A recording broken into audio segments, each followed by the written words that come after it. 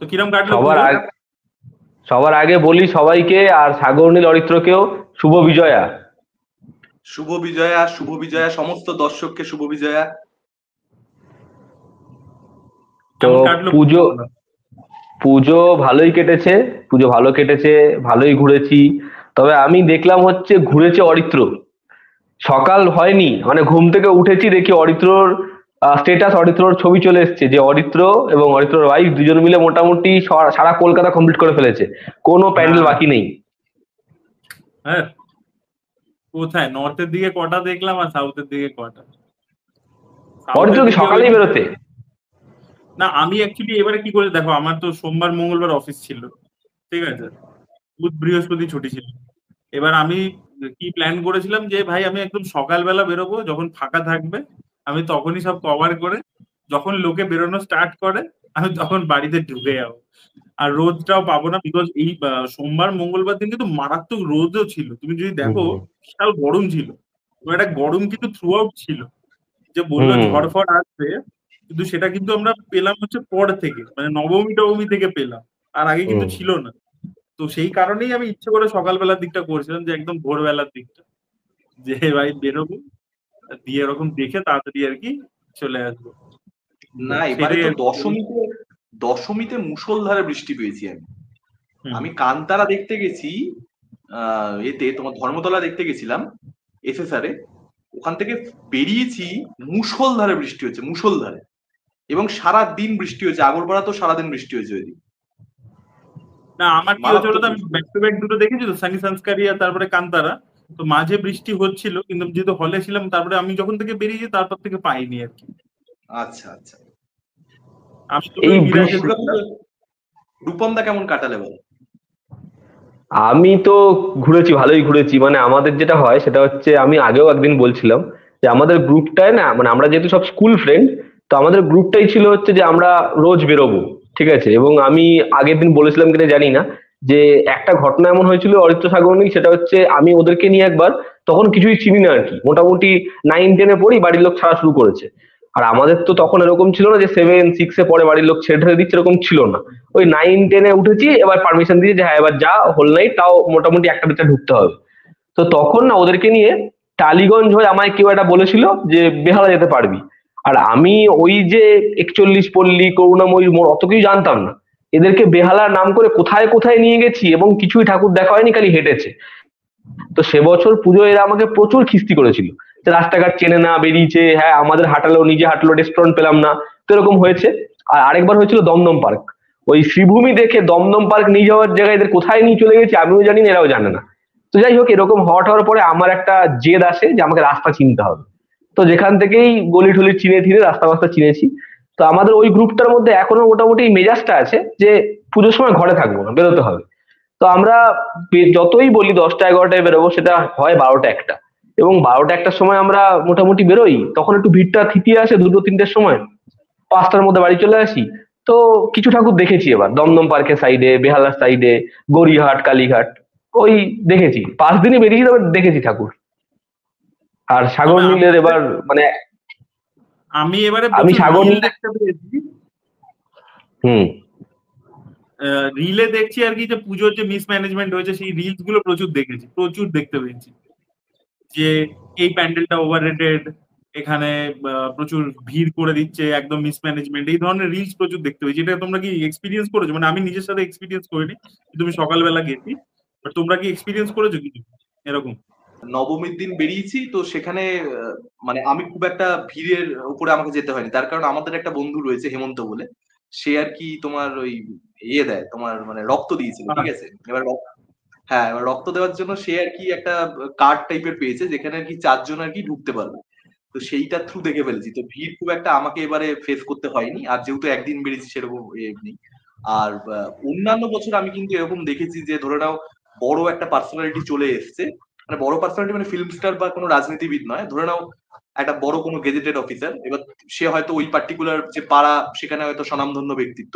এবার তার গাড়ি ঢুকছে বলে মানে আর কি পুরো মানে ক্রাউডটা আর কি সম্পূর্ণরূপে দিকভ্রান্ত হয়ে গেছে, পুলিশও কন্ট্রোল করতে পারছে না, এরকম আমি দেখতে পেয়েছি। যেমন আমার মনে পড়ছে না পাড়াটার নাম কি এক্স্যাক্টলি, তবে হাতিবাগানের ওদিকে, অরিত্রদা খুব ভালোভাবে বুঝতে পারবে। গত বছর ওখানে একটা খুব বড় ঠাকুর হয়েছিল, কাশী বসলে না কিন্তু আমি বলছি না, আর একটা ঠাকুর হয়েছিল সম্ভবত সহজ পাঠ নিয়ে বা কিছু একটা নিয়ে করেছিল বোধহয়। হাতিবাগান সেইটা নবীন পল্লী কথা বলছি। নবীন পল্লী, রাইট রাইট, নবীন পল্লী। তো নবীন পল্লীতে কিন্তু আমি বিশাল মানে আর কি সমস্যা দেখতে পেয়েছিলাম গত বছর। মানে পুলিশের সঙ্গে পাবলিকের বাওয়াল হয়ে গেছে আর কি, লড়াই করা আরম্ভ করেছে, এরকমও দেখতে পেয়েছি। তো এই বছর সেটা এক্সপিরিয়েন্স করতে হয়। না, এবছর একটা রূপম জিনিস ওইটা হয়েছে। দেখলে নাকি? রূপম ওই যেটা সেই রেকমেন্ড করছিল অর্জুনপুর, ওইটা যেটা নিয়ে প্রচুর হাইপ হয়েছে এবারে। আরে অর্জুনপুরে যা ভিড়, মানে ভিড় দেখেই চলে আসবে তুমি। মানে 2-3 ঘন্টা লাগছে লাইনে, আর লাইন কি অজগর সাপের মতো এদিক ওদিক এদিক ওদিক করে ঢুকিয়েছে। মানে এই লাইনটা করে হচ্ছে সুরুচি সংঘ, এবং আমি দেখলাম এরাও করে, একদম ছোট্ট একদম গলির মতো করে দিয়েছে। আর লাইনটা এপারে যাচ্ছে একবার, ওইটাই ঘুরে আবার এই ফুটে আসছে। আমি মানে ওটা দেখে একদম থাক ভাই, দরকার নেই। তবে আমি তোমাদেরকে, মানে যদি রিলসও তোমরা হয়তো দেখে নিয়েছো, আমি একটা ফেসবুকে পোস্টও করেছিলাম। সেটা হচ্ছে আমাদের এখানে কেন্দুয়া শান্তি সংঘ যেরকম বানিয়েছে প্যান্ডেলটা, সেরকম আবাহ সঙ্গীত, আর সেরকম হচ্ছে মা দুর্গা, অভাবনীয়, দারুণ করেছে। আর যেটা অরিত্র বলছিল এই এরকম ধরনের যানজটের এই বিষয়, এগুলো আমি মানে আমরা যেহেতু এমন টাইমেই যাই, অরিত্র যেরকম সকালবেলা ভোরবেলায় গেছে, আমরাও যেরকম টাইমে যাই না, মানে ওই টাইমে আর বিশাল ভিড় টিড় কিছু হয় না। তবে এবার যেটা দেখলাম মেট্রোতে আমি বিশাল ভিড় ফেস করিনি। মানে মেট্রোতে যেরকম শুনেছি ওরকম ভিড় ফেস করিনি। না, আমার যেটা মনে হয়েছে এবারে কিন্তু অ্যাকচুয়ালি কি হয়েছে, এবারে লোকে যেহেতু মহালয়া থেকে স্টার্ট করে দিচ্ছে, যে কারণে কিন্তু অষ্টমী নবমী আস্তে আস্তে আমার মনে হয় যে ভিড়টা এবারে কমতে শুরু করেছে। আমি নবমীর দিন বেরিয়ে তাই দেখলাম যে সেই লেভেলের যে ভিড়টা, যেটা আগে মানে আগে নবমীতে একটা বিশাল ক্রাউড হতো, তার কারণ হচ্ছে শেষ দিন। তো শেষ দিন পাগল করা, সাউথে নবমী মানে একটা কথাই আছে যে পাগল করা ভিড় হবে, কিন্তু সেই জিনিসটা কিন্তু এবারে দেখতে পাইনি আর কি। তার ঠাকুরও, আর আমি আরো একটা কথা এখানে বলবো, আমি যে ঠাকুর দেখলাম, মানে আগে কিন্তু অন্য স্ট্যান্ডার্ডের ঠাকুর হতো, এখন না মানে আমি কি জানি বড় হয়ে গেছি বলে কি স্যাটিসফ্যাকশন দিতে পারছে না আমি সেটা জানি না, কিন্তু আমার ঠাকুর দেখে কিন্তু সেই যে একটা কি জানি আমি এবারে সেরকম খুব একটা যে বিশাল কিছু দেখে ফেলেছি, একটা মজা পেয়ে গেছি, সেরকম কিছু আর মনে হয়। আর আরেকটা যেটা সেটা হচ্ছে যে কিছু জায়গায় ঠাকুর এমন করছে, মানে ঠাকুর বড় করেছে, বিশাল বড় করেছে, বড় পুজো বড় ঠাকুর, ঠিক আছে, এবার তার হাতে অস্ত্র দিয়েছে একটু একটু, মানে এইটুকু এইটুকু অস্ত্র দিয়েছে। আমি ভাবছি, কি ভাই, একটা সামঞ্জস্যপূর্ণ কিছু একটা করো। বা এবার এরকমও হয়েছে যে দুর্গা এত বড়, আর নিচে লক্ষ্মী গণেশ কার্তিক সরস্বতী তারা, তাদেরকে দেখাই যাচ্ছে না ভিড়ের মধ্যে, এরকম তো প্রচুর হয়েছে। আর যেটা কি বলে, এবার একটা কন্ট্রোভার্সি হয়েছে, তোমরা হয়তো দেখেছো, আর না দেখলেও তোমরা দেখবে। সেটা হচ্ছে কি, বহু ক্লাব না এশিয়ান পেইন্টসের যে অ্যাওয়ার্ডটা হয় সেটা নিয়ে মানে মুখ খুলেছে, সেটা নিয়ে কথা বলেছে। ঠিক আছে, অনেকগুলো ক্লাব যারা বলছে যে এই অ্যাওয়ার্ডটা তোমার এবার মানে কিছু দলকে বা তাদের সাথে কানেকশনের জন্য তাদেরকে প্রেফারেন্স রাখছে। যেমন হচ্ছে সুরুচি সংঘ তো এখন মানে পায়নি। সুরুচি সংঘ 7 বার না 8 বার টানা এশিয়ান পেইন্টস অ্যাওয়ার্ড পেয়ে গেছিল, দেখবে তখন সুরুচি সংঘের নাম উঠে যায় 2013, 14, 15 থেকে। আর এবার যেটা হয়েছে সেটা হচ্ছে টালা প্রত্যয় নিয়ে এবার এতটাই কন্ট্রোভার্সি এই লেভেলে চলে গেছে যে টালা প্রত্যয়ের প্যান্ডেল মানেই নাকি এশিয়ান পেইন্টস অ্যাওয়ার্ড দিয়ে দিচ্ছে। আর এবার টালা প্রত্যয়ের প্যান্ডেলটা অতটা মানে ভালো ডেফিনেটলি করেছে, তবে আরো কিছু ভালো ভালো প্যান্ডেল ছিল যেগুলো পায়নি। সনাতন দিনদা অরিত্রদের ওখানে নলিন সরকার স্ট্রিটে এবার মা দুর্গা এরকম বানিয়েছে, বাট সে পায়নি। তো এই নিয়ে অডিয়েন্সের মধ্যে তুমি দেখতে পাবে যে এটা ঠিক হয়নি মনে হচ্ছে তাদের। তো এরকম একটা না আর কন্ট্রোভার্সি একটা, হয়েছে। আমি শুনছিলাম নাকি এবারে নাকি যে পুজোর একটা সার্টেন পয়েন্টের আগে যদি তুমি যাও তোমাকে দেখতে দেবে কিন্তু টিকিট কেটে, এইটা শুনছিলাম আমি, এটা কি তোমরা শুনেছো? আমি রিলে দেখেছি, আমার কোনো আইডিয়া নেই, মানে আমি নিজে তো ফেস করিনি, তো রিলে দেখছিলাম একজন বলছিল এরকম। যাই না বাবা, কি সব শুরু হয়েছে। আর একটা হচ্ছে, একটা কর্ণজিৎ এক্সপিরিয়েন্স করেছে, কোন একটা রাজবাড়িতে গেছিল, সম্ভবত সেন্ট্রালের দিকে রাজবাড়িটা, ঠিক আছে, আমার নামটা এই মুহূর্তে মনে পড়ছে না, তোমরা নামটা জানলে বলো। তো সেইখানে হচ্ছে যে রাজবাড়িতে কি কি করে সব ছেলেরা মেয়েরা তারা ছবি টবি তোলে, প্রচুর ছবি তোলার হিড়িক লাগে। এবার সেখানে কি করে টিকিট করে দিয়েছে 100 টাকা ছবি তোলার, যে এমনি ঢুকতে পারবে কিন্তু ছবি তুলতে গেলে 100 টাকার টিকিট। আমি ভাবলাম বাহ, এটা তো ভালো একটা ব্যবসা স্টার্ট করেছে, যে পাগলের মতন ছবি তুলবি তো 100 টাকা দিয়েই তোল, ভালোই না, করেছে। আগে আগে ব্যবসাটা দেখতাম পার্কিং নিয়ে হতো, এখন এইগুলো তোমার থেকে নতুন শুনছি, মানে এগুলো আমি মানে যাই না, মানে আইডিয়া নেই। তবে তবে আমি একটা জিনিস তবে বল এইবারে মস্তি হয়েছে ম্যাডক স্কোয়ারের মিমস গুলো দেখে, ম্যাডক স্কোয়ার নিয়ে যা মিমস হয়েছে না এবারে হেভি। আমি আমি তোমাকে বলছি অরিত্র সাগর নীল, আমি না এবার আমরা মানে আমি কোনোবার ম্যাডাক্স করে যাইনি, মানে আমি ম্যাডাক্স করে বড় হয়ে ওঠা ছেলে নই, মানে অনেকে বলে তো আমি সত্যি যাইনি কখনো, মানে আমি চিনি না ম্যাডাক্স স্কোয়ার। এটা এটা ছিল হচ্ছে আমার যখন আমি কলেজ লাইফে পড়ি সেরকম রিয়াকশন। পরে ম্যাডাক্স স্কোয়ার চিনেছি, কিন্তু দুর্গাপুজোর সময় আলাদা করে ম্যাডাক্সে খুব বেশি যাওয়া হয়নি, খুব হয়তো খুব সামান্যই। তো এবার আমরা যাচ্ছিলাম হচ্ছে বাগবাজার, কিন্তু রাত এত হয়ে গেছে, তো আমরা মেট্রো থেকে হুট করেই প্ল্যান চেঞ্জ হলো আর ম্যাডক্সে নেমে গেলাম, মানে ইয়েতে নেমে গেলাম, ওখান থেকে ম্যাডক্স করে গেলাম। আমি তোমায় বলছি যা যা মিম আমি শুনেছিলাম দেখেছিলাম, আমি সেগুলোকে বাস্তবে দেখলাম। আমি সপ্তমী রাতে দেখছি একটা গ্রুপ বসে গেছে, তারা যা তা ধুন বাজাচ্ছে এবং জুবিনের একের পর এক গান গেয়ে যাচ্ছে, গানের মাথা মুন্ডু কিচ্ছু নেই, ঠিক আছে, এবং কয়েকজন ওই গানে উত্তাল হয়ে নাচও করছে, খুব ভালো কথা। এবার শুরু হলো ওখানে, এটা আমি মানে কি বলি, কিছু লোকের, ঠিক আছে, ওখানে কমেন্ট্রি শুরু হলো। আমি খুব স্ট্রেট ফরওয়ার্ড বলতে পারছি না, আমি তোমাদেরকে পার্সোনালি বলবো পরে। এবং তারা ওখানে যা যা অ্যাক্টিভিটি করা শুরু করলো, না আমি ভাবলাম যে এটা দুর্গাপুজোর সময় এসেছি, এবং ওখানে ম্যাক্সিমাম লোক বাংলায় কথা বলে না। আমি ভাবছি কোথায় আসলাম, এটা এটা কি দেখছি, মানে মিম গুলো যা আমি দেখেছি, আমি একদম সত্যি বলছি, সেটার বাস্তব রূপ আমি দেখে এসেছি ম্যাডাক্স। আমি ওদেরকে বলছি যে দেখ, মিম সবসময় যে বাড়িয়ে চাড়িয়ে বলে ঢপ দেয় এমনটা না, এটা সত্যি, মানে সত্যি মিম। তো এটা আমার এক্সপিরিয়েন্স। তবে আহ মানে পুজো ভালো কেটেছে, মজা করেছি। দর্শকও মানে দর্শকরাও আশা করছি মজা করেছে, ভালো কেটেছে। আপনারাও কমেন্টে জানাবেন আপনারা কেমন ঘুরেছেন, আপনাদের কোন ঠাকুর ভালো লেগেছে, পুজোয় কি ভালো লাগেনি, আপনারাও জানাবেন। না বেস্ট কি দেখলে এবারে? বেস্ট কি দেখলাম, বেস্ট দেখলে কি কি বললো অরিত্র? শুনতে পেলাম না, কি বললে? নলিন সরকার স্ট্রিট। আচ্ছা, আমি আমি বেস্ট দেখেছি হচ্ছে বেহালা ফ্রেন্ডস এবং হচ্ছে কেন্দুয়া শান্তি সংঘ। বেহালা ফ্রেন্ডস এর যেটা করেছে না অরিত্র, ভালো লেগেছে। আমার এই 66 পল্লীও ভালো লেগেছে, 66 পল্লীর যে কান্তারা থিমটা করেছে, কান্তারা, হ্যাঁ হ্যাঁ হ্যাঁ। ভালো বেহালা ফ্রেন্ড, বেহালা ফ্রেন্ডস যেটা করেছে, মানে এই প্রদীপ দাস যে করে না, মানে লোকটা হেভি হেভি হেভি রিসার্চ করেছে হচ্ছে তোমার, ধরো দেখবে একটা ভেতরে একটা তোমার হেলিকপ্টার, তার পাখা, যুদ্ধ চলছে, ঠিক আছে, সেখানে বিভিন্ন রকমের যুদ্ধের পরের পরিবেশ, এবার ওটার দুটো করে মানে করেছে, ঠিক আছে। একটা ধরো হচ্ছে পঙ্গপাল, ঠিক আছে, এবার পঙ্গপালের ভেতরে দেখাচ্ছে কিছু মানুষ পরমাণু প্ল্যান্ট করছে, ঠিক আছে। মানে এরকম থিমটা গেছে না, দারুণ, আমার দারুণ লেগেছিল, খুব ছোট্ট। আর বেহালা ফ্রেন্ডস এর বিশাল জায়গা নেই, বাট ওরা প্রত্যেকবারই ভালো করে, এবার হেভি করেছে, হেভি করেছে। আর কেন্দুয়া শান্তি সংঘ তো বললামই, ব্যাপক করেছে। আর আমার কিছু কিছু প্যান্ডেল তো দেখে মনে হচ্ছে বিভৎস ওভার হাইপ, এত লোকে কথা বলেছে, রিলস হয়েছে। আর একটা জিনিস আমি সমস্যা ফেস করেছি, সেটা তোমরাও করেছো বা কম করেছো হয়তো, সেটা হচ্ছে ছবি তোলা। ওরে বাপ রে বাপ, মানে চতুর্থী থেকে রিল শুরু হয়েও রিল শেষ হচ্ছে না। বিশ্বাস করবে না অরিত্র, মানুষ যেদিকে ইচ্ছে যাক, কে ছবি তুলতে পারলো পারলো না, এরা কেউ কেউ বাইরে ড্রোন দিয়ে ইয়ে কভার করে যাচ্ছে, প্যান্ডেল কভার করে যাচ্ছে। একটা মেয়ে এসে দাঁড়িয়ে রয়েছে, তার চারিপাশে 14-15 জন, লাইট থেকে শুরু করে, আমি দেখছি এগুলো, কেউ ওপর থেকে ফিল লাইট দিচ্ছে, কেউ ওপর থেকে ক্যামেরা নিচ্ছে, আমি না বাপ রে বাপ, মানে এগুলো নবমীতেও শেষ হয়নি। তো এই জিনিসপত্রগুলো একটু সমস্যা। না আগে একটা কি ছিল যে বন্ধুরা মিলে বেরোলে একটা গ্রুপ ফটো তোলা হবে, আর মা দুর্গার সামনে মেবি একটা সিঙ্গেল ছবি, সবার মা দুর্গার সঙ্গে একটা ছবি। এখন জিনিসটা মানে অন্য লিগে চলে গেছে, মানে এখন ছবি তুলতেই বেরোয়, এবার আনুষঙ্গিক হচ্ছে ঠাকুর দেখাটা মাঝে দু চারটে দেখে নিলাম আর কি।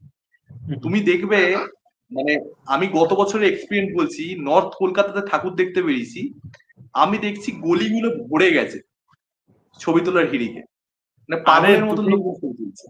তোমার কোনো আইডিয়া নেই, আমাদের এখানে কুমারটুলিতে মহালয়া থেকে এটা শুরু হয়, ঠিক আছে, মানে ইউ উইল গো ক্রেজি, মানে এত ভিড় হয়ে যায়, এত ভিড় হয়ে যায় না, মানে পাগল হয়ে যাবে তুমি। আর আমি যারা যারা আমার ঠাকুর ফেসবুক, বানায়, যারা হ্যাঁ ঠাকুর বানায় তারা মানে হয়ে গেছে, ডিস্টার্বড হয়ে গেছে। তারা বলছে যে কি করছে, আমাদেরকে কাজ করতে দিচ্ছে না, এত ভিড় বাড়িয়ে দিয়েছে, গলি গলি পড়ে। আগে এই যাই জিনিসটা হোক, ছিল না, ছবি তোলার হিড়িকটা। আচ্ছা আরেকটা জিনিস যেটা আমি বলবো সেটা হচ্ছে, যেটা আমি খুব মানে আমার খুব ডিসগাস্টিং লাগে, কিন্তু কিছু করার নেই, এটা হবেই। সেটা হচ্ছে এই যে তোমরা রেস্টুরেন্টে খাও দুর্গাপুজোর সময়, আগে হ্যাঁ খেতাম ধৈর্য ছিল, এখন ধৈর্য হারিয়ে ফেলেছি, এত লাইন পড়ে, এত লাইন পড়ে। আমি বলছি 5-7 বছর আগেও কিন্তু লাইনটার একটা সীমা ছিল, এখন লাইন এমন মানে যে 2 ঘন্টার নিচে তুমি করতে পারবে না। আমি আজ থেকে প্রায় 3 বছর আগে 2022 সালে ওই করিমসে খেয়েছিলাম, তো ওখানে 2.5 ঘন্টা লাইন দিতে হয়েছিল, 2.5 ঘন্টা। তাহলে ঠিক আছে। এবার দুর্গাপুজোর সময় 2.5 ঘন্টা নষ্ট করা যায় তুমি বলো তো? হ্যাঁ, না আমাদের সাথে এটা আমাদের সাথে এটা হয়নি। তার কারণ কি, আমি যেটা বললাম, আমরা বেরোই তো 12টার সময়। এবার 1টার সময় যখন আমরা রেস্টুরেন্টে যাচ্ছি, হয়তো বলে 10 মিনিট বসুন, 15 মিনিট বসুন, এরকম বলে, এবং ঠিক আছে আমাদের ওটা হয়ে যায়। তোমরা আগে আর আগে খেয়ে নাও তারপরে ঠাকুর দেখো। হ্যাঁ হ্যাঁ হ্যাঁ, আমরা আমরা এরকমই করি। আমরা তো বেরোই, সব কাজ বাজ ছেড়ে আসে সব। আর আকাশ একটা হেভি জিনিস করে, আমার বন্ধু আকাশ। ও কি করে, ওর দায়িত্ব থাকে হচ্ছে রেস্টুরেন্ট। ও কি করে, ফোন করে রাখে। ও নিজের না, ধরো আমরা মানে এখানেই একদিন কস্তুরীতে খেয়েছি, একদিন আমিনিয়াতে খেয়েছি, ও না বাড়ি থেকে বেরোনোর আগেই ফোন করে রাখে যে আমাদের 6জন আসবো আমরা, আমাদের মানে কখন আসবো বলুন। এবার ধরো বলে দিল যে আপনারা স্যার 8 ঘন্টা বা 12টার মধ্যে আসুন, 6জনের জায়গা আমরা রেখে দিচ্ছি। এবার নাম তো সবাই লেখায়, আমরা খালি যাই, গিয়ে নামটা বলি, হয়তো 2 মিনিটের মধ্যে আমাদের ঢুকিয়ে দেয়। তো ও এটা হেভি করে, হেভি ম্যানেজ করে এটা। কিন্তু সমস্যা হয়ে যায়, ধর আমরা খেয়ে গেলাম না, কিন্তু আমরা চলে গেলাম দমদম পার্ক। এবার ওখানে প্রথম কথা রেস্টুরেন্ট খুব কম আছে, আর দ্বিতীয় কথা হচ্ছে যেখানে যেখানে আছে সেখানে বিশাল লাইন। ওটা 1-2 দিন সাফার করতে হয়। বাদ বাকি ম্যাক্সিমাম দিনই আমাদের খুব একটা খাওয়া নিয়ে চাপ হয় না, আমরা এখান না থেকে আমি খেয়েই যাই চারি। বুক করার কথাটা বলছো, আমরা এই সল্টলেকে একটা রেস্টুরেন্টে গেছিলাম বন্ধুরা মিলে নবমীতে। ওটাতে আমরা আগে থেকে জোম্যাটো থ্রু দিয়ে বুক করেছিলাম, বুকিংও নিয়েছে। এবার তারপরে ওখানে গিয়ে বলছে যে না ওটাতে হবে না, আপনাকে ওয়েট করতে হবে। তো প্রায় 40 মিনিট ওয়েট করা মানে করতেই হলো আলটিমেটলি। বাট তারপরে সার্ভিস ইত্যাদি ভালো ছিল, খাবারও ভালো ছিল। তো বাট ওটা 40 মিনিট ওয়েট করতে হয়েছে। তো যাই হোক, এবার আমরা সিনেমার বিষয়ে আসি নাকি? একেবারে আমরা একেবারে চলে আসো। আমরা সিনেমার বিষয়তে আসবো, তবে আমি তোমাকে বলছি, লোকে কমেন্ট করবে প্রথম 17 মিনিট সেটাই ভালো ছিল।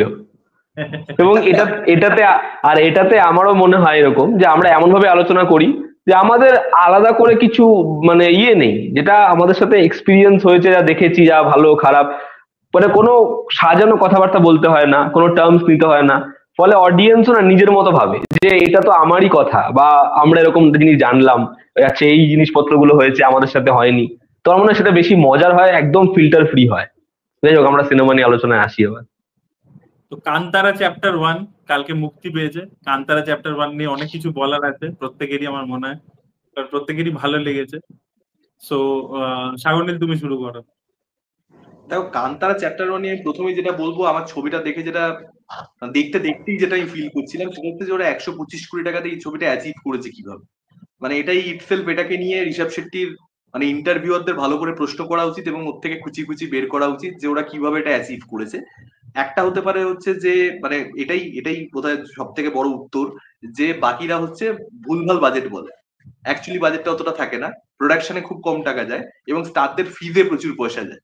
এটাই একমাত্র উত্তর হতে পারে, এছাড়া আমার মনে হয় না কোনো লজিক্যাল উত্তরের হতে পারে।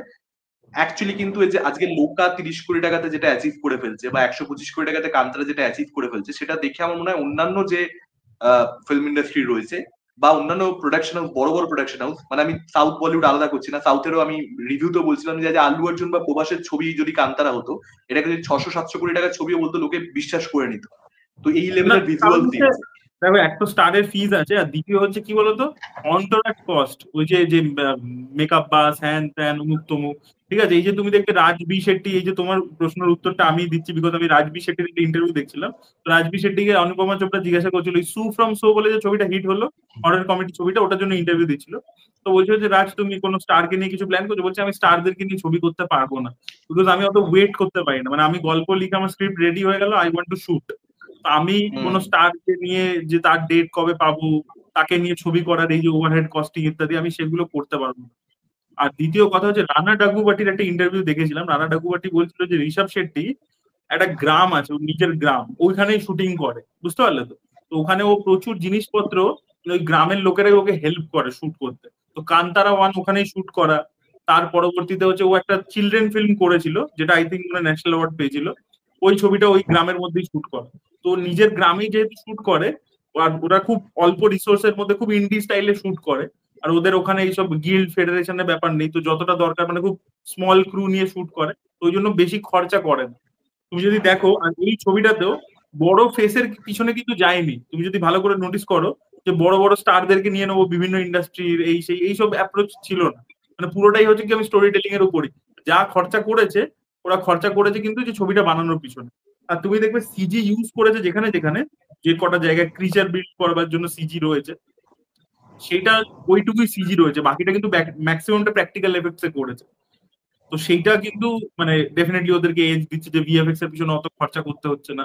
ডেফিনেটলি প্র্যাকটিক্যাল এফেক্টসও খরচা টরচা করেছে, সেটা অবশ্যই, কিন্তু এইভাবে আর কি ওরা খুব মানে রিসোর্সটাকে পুরো ম্যাক্সিমাম ইউটিলাইজেশন করে বলেই আমার মনে হয়।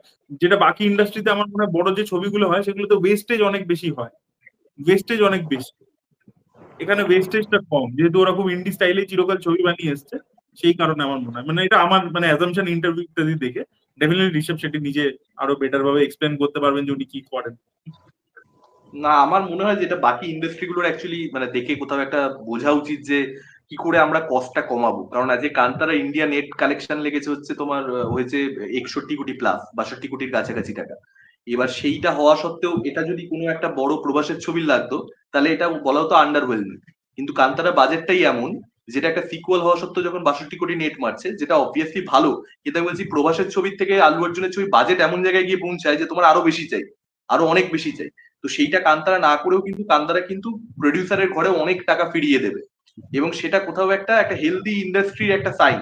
তো সেইটা আমার মনে হয় যে অন্যদের ভাবা উচিত যে আমরা কি করে এই ভিজুয়াল দিতে পারবো একটু কম খরচা করেও।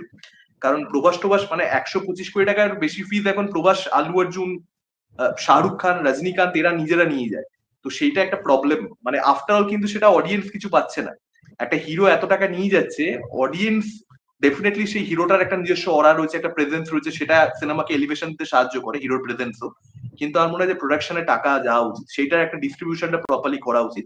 এটা এক। আর দুই হচ্ছে যে ব্যাকগ্রাউন্ড মিউজিকের কাজ, মানে মিউজিক মানে টেকনিক্যালি সিনেমাটাকে এরা এমন করেছে, একটা এমন এক্সপিরিয়েন্স দেয়।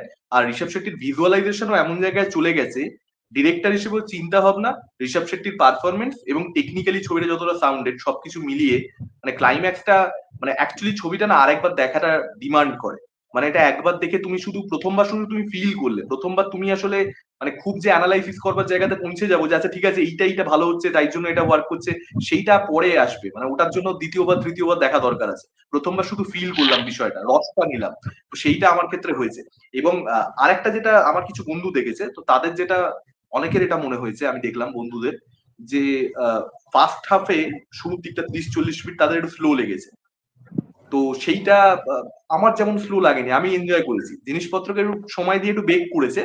এবার এটাও সত্যি কথা যে দেখুন যতটা সময় নেওয়া হয়, আফটার অল কিন্তু ক্লাইম্যাক্সটা এমন জায়গায় পৌঁছে গেছে, সেই বিল্ড আপ গুলো খুব যে বিশাল লেভেলে ম্যাটার করছে শেষে গিয়ে তাও কিন্তু নয়।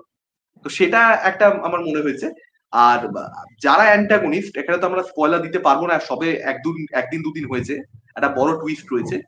আমি অ্যাকচুয়ালি এক্সপেক্ট করছিলাম না এরকমটা, তো আমার জন্য জিনিসটা শকিংই ছিল যে এই ক্যারেক্টারটা এরকম ভাবে, যাই হোক। তো সেইটা আমার মনে হয় যে মানে সেখানে আরেকটু সময় দেওয়া দরকার ছিল। সেই জিনিসটা না খুব হঠাৎ করে আর কি হয়ে যায় যে আচ্ছা ঠিক আছে না, চলো। ওরা বেসিক্যালি কি বলতো ওই সন্দেহটাকে অন্য একটা ক্যারেক্টারের দিকে বেশি করে ডাইভার্ট করবার জন্য, যাতে ওইটা শকিং ব্যাপারটা আসে। কিন্তু ওইটা যদি একটা ড্রামার মতো করে আনফোল্ড হতো, যে এই যে একটা যেটা জেনারেশন বাই জেনারেশন কিভাবে ব্যাপারটা ক্যারি করছে ওই ব্যাপারটা যদি ওইভাবে ডেভেলপ হতো তাহলে ওটার ইম্প্যাক্ট আরো বেটার আসতো। কিন্তু ওরা ওকে মানে একটা থ্রিলার টুইস্ট হিসাবেই ব্যবহার করতে চেয়েছে, তাই জন্য ওই দিকটাতে ইচ্ছে করে কোনো ইনফরমেশন ডিলিট করে। গোটা ছবিটার টোনটা কিন্তু আবার ড্রামা, টুইস্টটা যেরকম মেরেছে গোটা ছবিটা টোনটা কিন্তু সেটা নয়, টোনটা ড্রামা। এবার সেখানে কিছু সার্টেন জায়গা আসছে, ধরে নাও ইন্টারভেল ব্লকেজটা আর ক্লাইম্যাক্সটা, এই দুটো তো মানে শেষ 40-45 মিনিট কিভাবে কেটে গেছে ছবিতে আমি বুঝতেই পারি, দেখেই গেছি মুখ।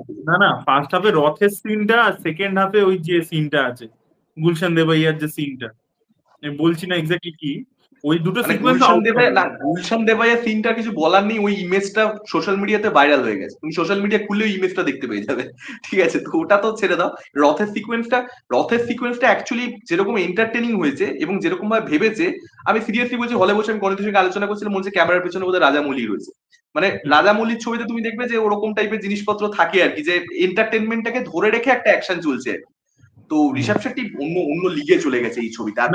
আমি লাস্ট একটা জিনিস বলে শেষ করবো। আচ্ছা বলো বলো বলো।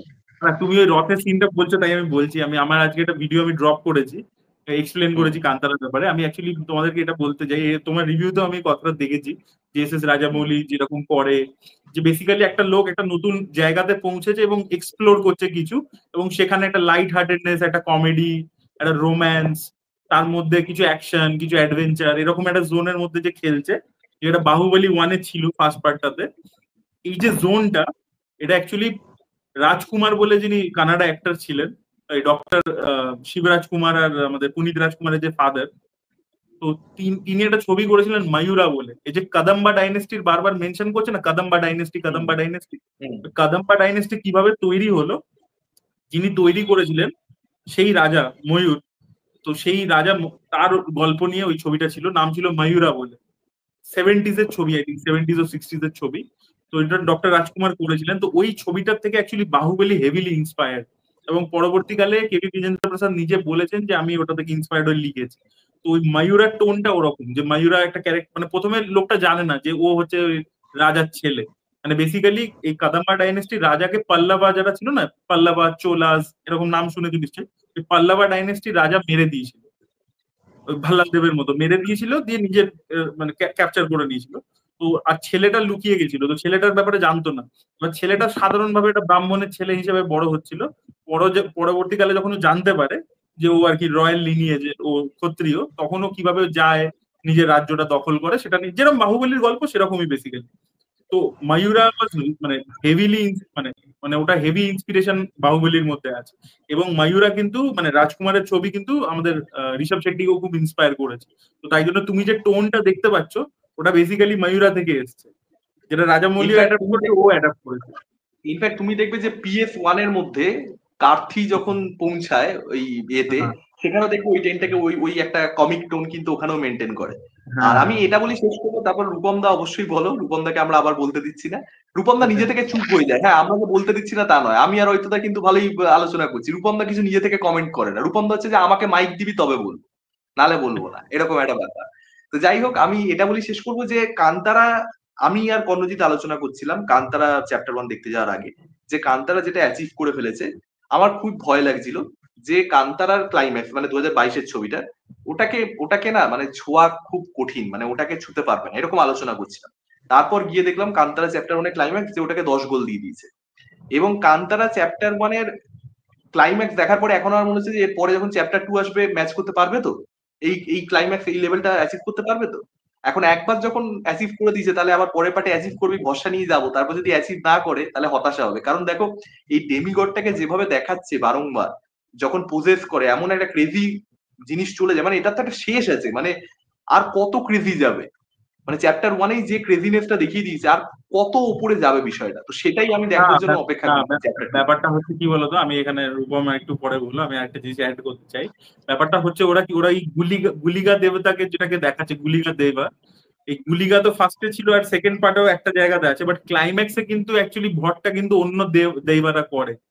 তো ওদের কালচার, তুলুনাড়ু কালচারে প্রচুর এরকম আরো দৈবাজ রয়েছে, ঠিক আছে। হুম ওদের ওখানে না মানে দৈবাদের অনেকগুলো ক্যাটাগরি আছে, মানে কিছু ওরা জন্তু জানোয়ারকে পুজো করে, মানে সাপ, আর তারপরে আমাদের বাঘ, তারপর যেটা বাঘটাকে তোমরা অলরেডি দেখেছো, আমরা এই সিনেমাতে দেখেছি, বাঘ আছে, সাপ আছে, তারপরে ওয়াইল্ড বোর আছে, যেটাকে ওরা পাঞ্জুরলি বলে। আর কিছু আছে হচ্ছে ওদের ওয়ারিয়ার স্পিরিট, মানে কোনো যোদ্ধা ধরো কারোর জন্য, গ্রামের লোকেদের জন্য লড়তে লড়তে মরে গেছে, তো তারপরে তাকে ওরা মনে করে যে সেই স্পিরিটটাকে ওরা পুজো করে, যে তারা ওদের প্রোটেকশন দেবে। এবার এই যে ওয়ারিয়ার স্পিরিট গুলো, তার মধ্যে এই বেরমে একটা, যেটাকে নিয়ে ঋষভ শেট্টির এই ছবিটা হলো, এই ক্যারেক্টারটা, এছাড়া আরো প্রচুর এরকম ক্যাটাগরি আছে ওয়ারিয়ার স্পিরিট। যেরকম একটা আছে যমজ ভাই, ঠিক আছে, কোটি চেনায়া বলে।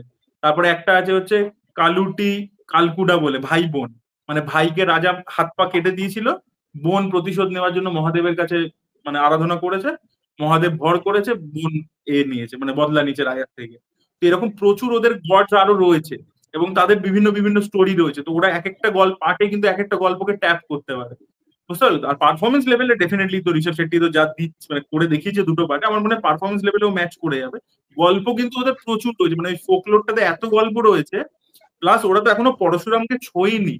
তুলুনাড়ুর ফরমেশন হয়েছে পরশুরামের থেকে।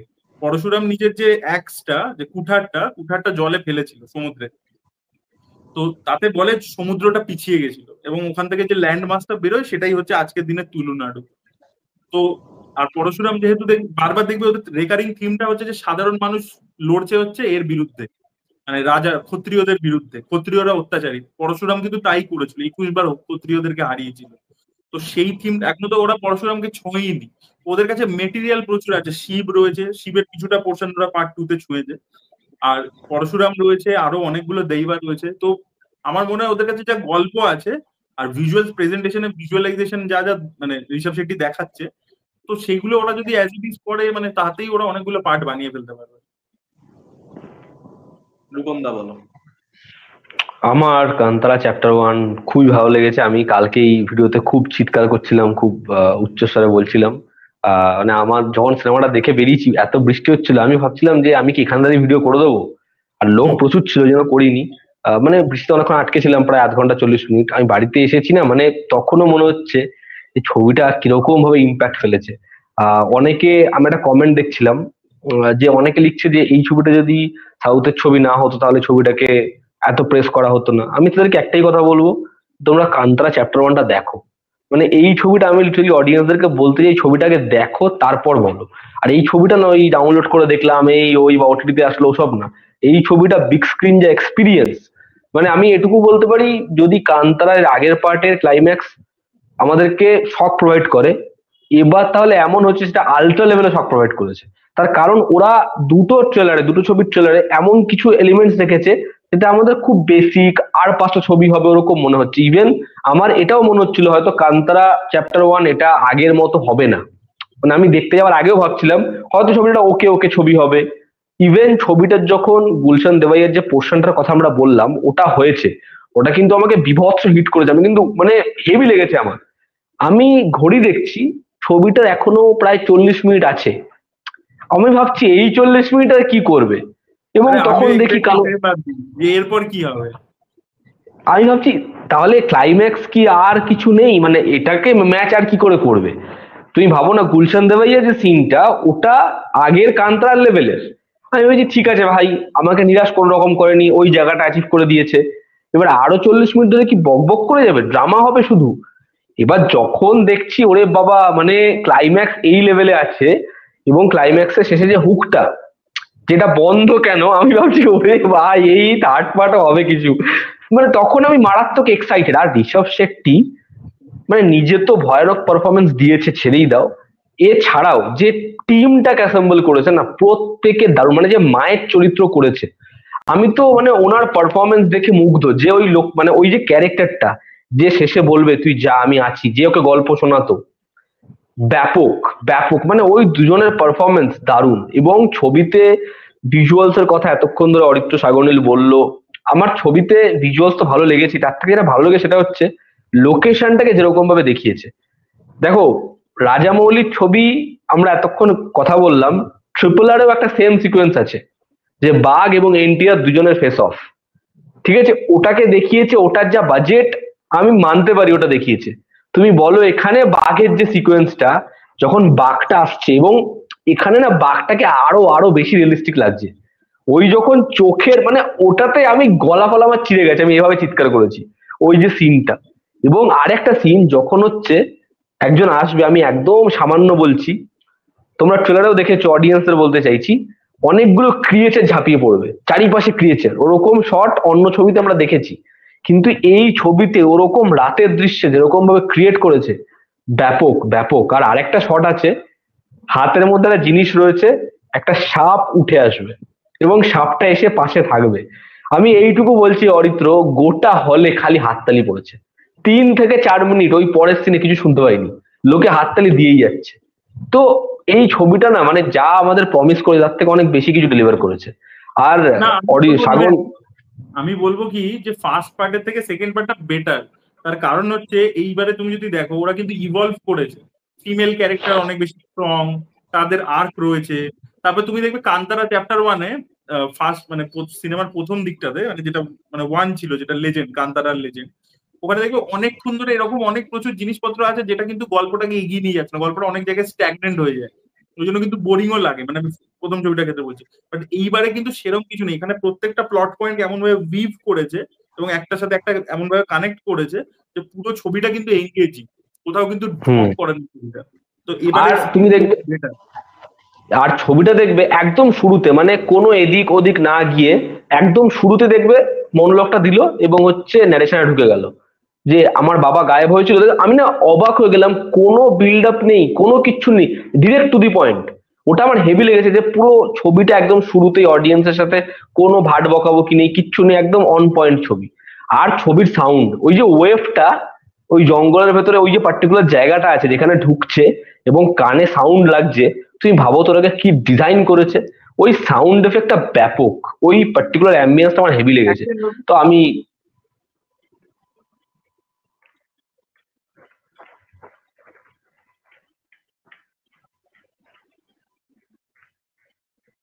অরিত্র তো এই ফ্রেমটাই রাখতে পারে ওয়াইডে, হুম। একটু ওয়াইডে, এটাই তো ভালো লাগছে। রণবীর কাপুর ডিরেক্টর। আমি দেখছিলাম, ও বোধহয় ইনস্টাগ্রাম লাইভে বলেছে। হ্যাঁ, রণবীর কাপুর ডিরেক্টর হবে, সন্দীপ রেড্ডি বাংলা হিরো। আর ছবি দেখবি।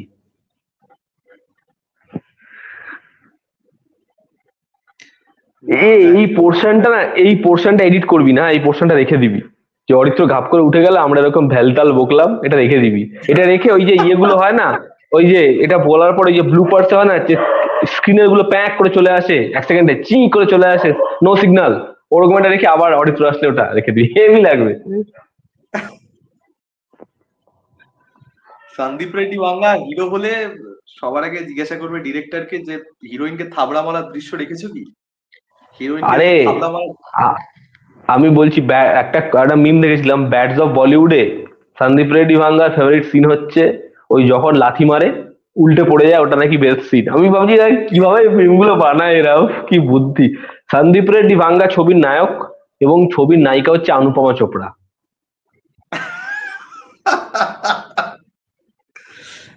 আর আর অনুপমা চোপড়ার বান্ধবী হচ্ছে সুচরিতা ত্যাগী, তাই তো? হ্যাঁ, না, সুচরিতা ত্যাগী হচ্ছে তৃপ্তি ডিমলির ক্যারেক্টার করবে, হচ্ছে ও হচ্ছে সেকেন্ড লাভ ইন্টারেস্ট। আচ্ছা আচ্ছা।